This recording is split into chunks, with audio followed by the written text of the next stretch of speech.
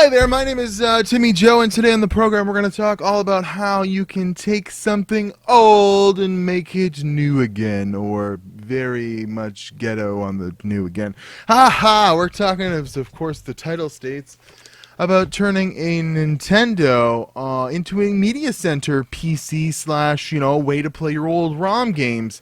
And we're going to do it on the very, very cheap. Of course, we've seen this on the internet before, but never quite like the one I made here, I'll guarantee that. So, cue up an intro, and then we're going to talk all about turning an old Nintendo into a media center slash old, Nintendo ROM machine.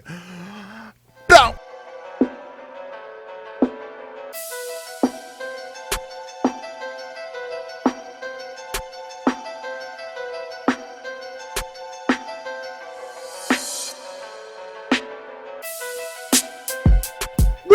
So, you want to play those old games, but you can't get your hand on an NES Classic, the thing they released at Christmas that really they should have had like a bajillion of them out there, but they made them all exclusive and hard to get. You'd probably be able to buy one in like a month or so, for like $60 no problem. Well, that doesn't play media. It doesn't play Netflix. It doesn't play YouTube. It doesn't play, stream stuff over your network. And this does. And you might have an old Nintendo sitting around that you have to blow into like 100,000 times to get it working. Or, maybe like this one. I'm pretty sure this one had some sort of water damage or something. I could never get it to work right. Like 1 out of every 100 times I tried it. I got a cartridge to work in it, and that was after replacing that little PCB or whatever, that like little piece in there that's supposed to fix it. So I decided I would steal some replacement parts off of this thing and then turn it into a media center PC. And I got to looking on, YouTube and stuff. I got to looking around, and there's lots of people that have done this on the very expensive. In order to buy a motherboard that'll fit in it, do some modifications, buy a RAM, a CPU, maybe you buy an all-in-one type dealie or something like that, you're looking at hundreds and hundreds of dollars. And I'd like to make this maybe the centerpiece of my living room if it make it look really nice, but on the other hand, for hundreds of dollars, that's not really worth it to me. So what I did was I already had the Nintendo, but let's say it was worth $20. We'll throw that up there on this one. You could probably find a broken Nintendo for $20 if you looked hard enough. There were millions of these sold from the 80s to the 90s. It's pretty easy to come across one, even maybe a yellowed one. And then, you're going to need a few other things, of course. Well, I found on my local, Kijiji or Craigslist, Canada's version of Craigslist, an Acer Veriton N282G mini PC. This is an Intel Atom PC with DDR2 memory. It's like a single core. It's like nothing crazy. But the best part about it is it has NVIDIA Ion graphics in it. So it's got like sort of some decent graphics in it. So that's not going to make it play any, amazing games or anything.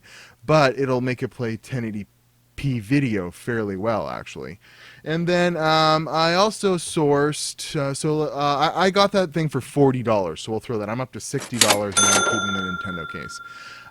It only came with 2 gigs of DDR2 memory, but luckily there were 2 slots and only one of them was full, so I think I had some DDR2 memory lying around. Put another 2 gigs in it, got 4 gigs of memory. There's 1.6 gigahertz processor, 4 gigs of DDR2 memory, and then it came with a 320 gigabyte hard drive, like a laptop hard drive, 2.5 inch. But I wasn't going to use that because they're damn slow. They're super slow.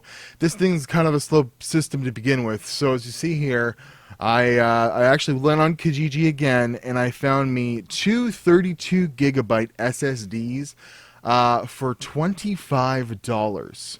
And I only used the one of them. So, even if we say another $20 for an SSD, what are we up to, $80 now? And then the creme de la creme was I go on the internet and find a USB NES controller. This is like damn near identical to the original.